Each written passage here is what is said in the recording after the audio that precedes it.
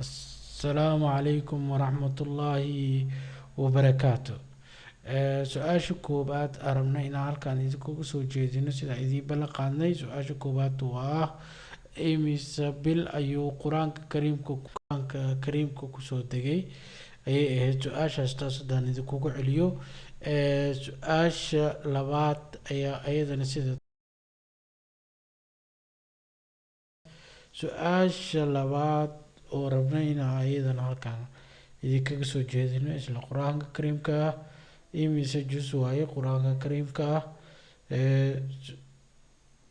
Su-aasha koowaad iyo labaad iyo saddexaad keliya ayaan su-aalaha ku ekeyn doonaa, iyadoo halkaas su-aalaha ay nooga sii socon doonaan ayaa ah su-aasha ugu dambeysa aan rabno inaan idin weydiino oo ah su-aasha saddexaad.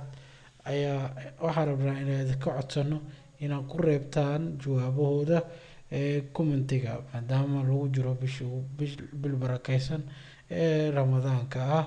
su-aashaas oo ayadana sida tan ah, goorma ayuu yimid gumeystaha gobolada waqooyi. su-aashaas oo ah su-aasha dalkeena hooyo ee dalka Soomaaliya.